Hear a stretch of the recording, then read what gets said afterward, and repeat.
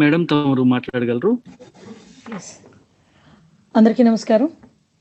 ముఖ్యంగా స్త్రీ ఆధారిత వ్యవస్థ అయిన భారతదేశంలో సంస్కృతికి సంప్రదాయాలకి కూడా మనకి ఎప్పుడు కూడా పెట్టింది పేరుగా ఉన్న భారతదేశం భారతదేశం అని మనందరికీ తెలిసిందే.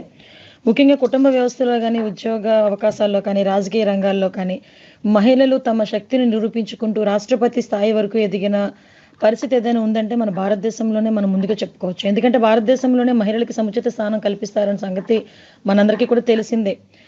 అతి ముఖ్యంగా చూసుకుంటే భారతదేశంలోని తెలుగు రాష్ట్రాల్లో చూసుకుంటే ప్రతి ఒక్కసారికి కూడా ఉద్యోగ అవకాశాల్లోనే కాదు, కుటుంబ వ్యవస్థలోనే కాదు, రాజకీయ రంగంలోని కూడా మహిళలు తమకు తాము నిరూపించుకున్న రాష్ట్రాలు ఏదైతే ఉన్నాయో అవి తెలుగు రాష్ట్రాలు అని చెప్పి మనం అందరం చెప్పుకోవచ్చు.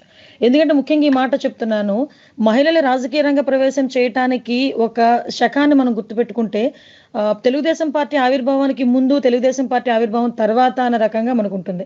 ఎందుకంటే తెలుగుదేశం పార్టీ ఆవిర్భవించిన తర్వాత అతి ముఖ్యంగా నందమూరి తారక రామారావు గారు మహిళలకి ప్రాధాన్యత ఇవ్వాలని స్థానిక సంస్థల రిజర్వేషన్ల దగ్గర నుంచి, ఆస్తుల సమాన వాటా హక్కు దగ్గర నుంచి కంపల్సరీ రాజకీయాల్లో వాళ్ళ తాలూకా ప్రతిభను చూపించాలనే ఉద్దేశంతో ఆ రోజు అవకాశాలు ఇవ్వటం జరిగింది.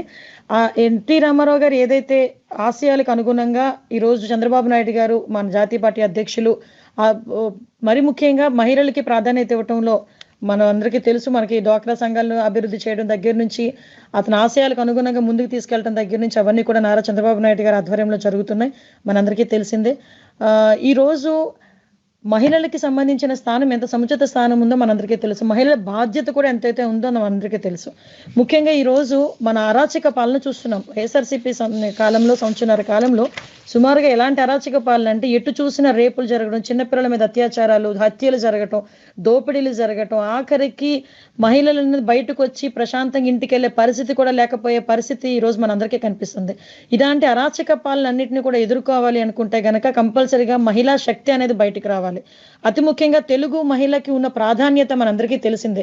నారా చంద్రబాబు నాయుడు గారు అధ్యక్షతన నారా చంద్రబాబు నాయుడు గారు ఆదేశాల మేరకు ఈరోజు ఇటువంటి ఈ అరాచక పాలనని మనందరం కూడా అనగదొక్కాలి. ఈ అరాచక పాలన నుంచి మనం విముక్తి కలిగించుకోవాలి, మనల్ని మనం రక్షించుకోవాలి అంటే ఒక తెలుగు మహిళా శక్తిని ఈరోజు బయటకు తీసుకురావాల్సిన అవసరం ఎంతైనా ఉంది. దానికి మన పార్టీ అధ్యక్షులు, జాతీయ పార్టీ అధ్యక్షులు నారా చంద్రబాబు నాయుడు గారి ఆదేశాల మేరకు సుదీర్ఘమైన కసరత్తు నిర్వహించాము. పార్లమెంట్ వారీగా తెలుగు మహిళల కమిటీలు నేడు ఈరోజు మేము ప్రకటన జరుగుతుంది. తెలుగు మహిళా పార్టీ అంటే పార్లమెంట్ తెలుగు మహిళా అధ్యక్షురాలు కార్యదర్శులను ఈరోజు ప్రకటించడం జరుగుతుందండి. ముఖ్యంగా మీ అందరికీ తెలుసు, తెలుగుదేశం పార్టీ ఆవిర్భావం నుంచి కూడా మహిళలకు అత్యధిక ప్రాధాన్యత ఇవ్వటం. అతి ముఖ్యంగా ఏ పదవి చేసినా అది వేరే విషయం, కానీ తెలుగుదేశం పార్టీలో తెలుగు మహిళలో పనిచేయటం అనేది ఒక గౌరవంగా భావిస్తారు మహిళలందరూ కూడా. అటువంటి మంచి గౌరవం ఉన్న ఈ తెలుగుదేశం పార్టీలో, మహిళలకి గౌరవం ఇస్తున్న ఈ తెలుగుదేశం పార్టీలో మహిళలు తమ శక్తి వంచన లేకుండా పనిచేయడానికి ముందుకు వచ్చిన ప్రతి ఒక్కరికి కూడా నేను ధన్యవాదాలు తెలియజేసుకుంటున్నాను. రాబోయే కాలంలో ఇప్పుడు ఇచ్చిన కమిటీలు కూడా అంతే శక్తివంతంగా పనిచేసి మన చుట్టూ ఉన్న అరాచక పాలనని మనందరం కూడా ఎదుర్కొనటంలో ప్రముఖ పాత్ర వహిస్తారని నేను ఆశిస్తున్నానండి.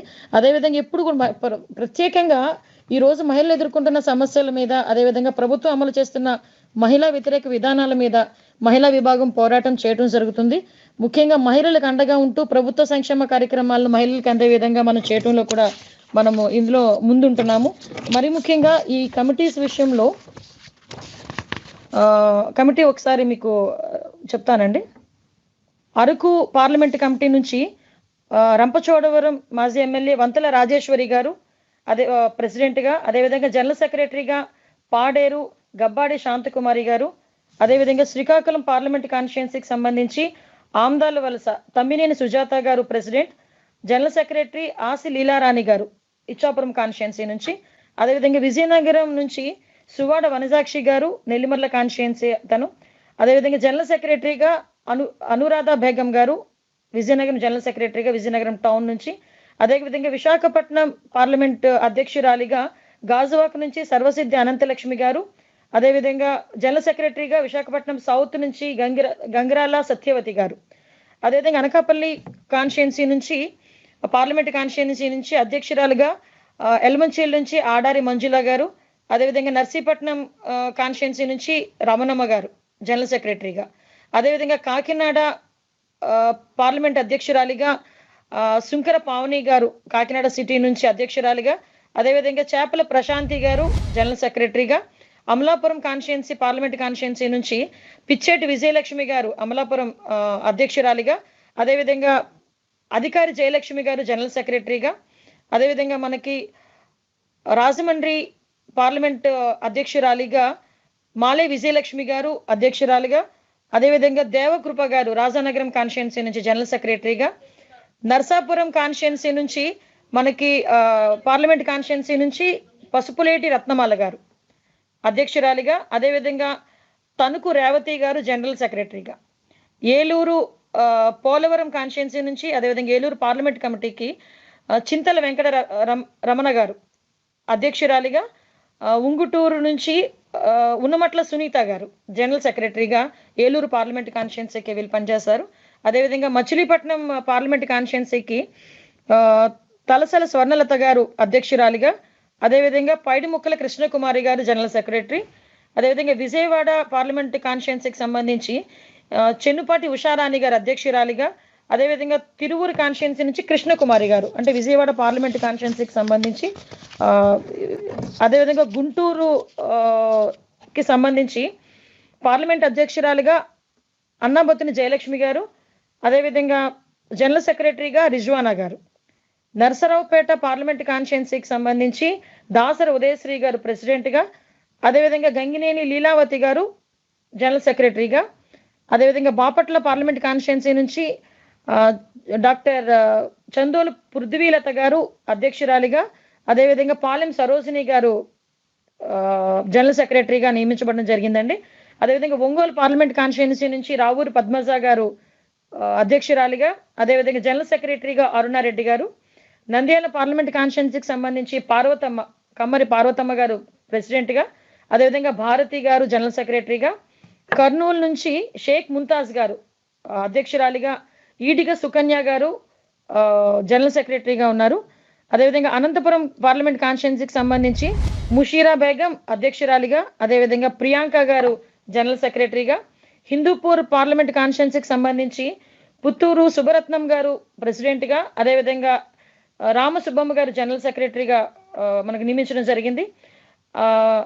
అదేవిధంగా కడప కాన్స్టిట్యున్సీ నుంచి శ్వేతారెడ్డి గారు తను ప్రెసిడెంట్గా, అదేవిధంగా కోట శ్రీదేవి గారు జనరల్ సెక్రటరీగా మనకి అక్కడ నియమించడం జరిగింది. నెల్లూరు పార్లమెంట్ కాన్స్టిట్యున్సీకి పనబాగ భూలక్ష్మి గారు, అదేవిధంగా జనరల్ సెక్రటరీగా కొమ్మాలి విజయమ్మ గారు, తిరుపతి పార్లమెంట్ కాన్స్టిట్యున్సీకి చక్రాల ఉషా గారు ప్రెసిడెంట్గా, మట్టం శ్రావణి గారు మనకి జనరల్ సెక్రటరీగా, అదేవిధంగా రాజంపేట కాన్స్టిట్యున్సీకి సంబంధించి కె రమ అనసూయాదేవి గారు ప్రెసిడెంట్గా, అదేవిధంగా విజయ గారు జనరల్ సెక్రటరీగా మనకి నియమించడం జరిగింది. అదేవిధంగా చిత్తూరు కాన్స్టిట్యున్సీ నుంచి కజరాల అరుణ గారు ప్రెసిడెంట్గా, అదేవిధంగా లక్ష్మీ ప్రసన్న గారు అక్కడ నుంచి జనరల్ సెక్రటరీగా నియమించడం జరిగిందండి. ఈ ఎక్సర్సైజ్ అంతా కూడా మనకి ఎక్కువగా మహిళల్లోనున్న యువతని ముందుకు తీసుకురావటం ఒకటి, అన్ని వర్గాల వారిని కూడా మనం ఎక్కడ కూడా ఇబ్బంది లేకుండా చూసుకునే పరిస్థితుల్లో చేయడానికి కానీ ఇందులో మనం చేయడం జరిగింది. మొత్తం 50 పదవులకు గాను అత్యధికంగా 20 పదవులు బీసీ మహిళలను ఎంపిక చేయడం జరిగిందండి ఇక్కడ. అదేవిధంగా ఎస్సీ సామాజిక వర్గానికి చెందిన 7 మంది మహిళలను ఇక్కడ ఎంపిక చేయడం జరిగింది. 2 ఎస్టీలకి చోటు కల్పించడం జరిగింది.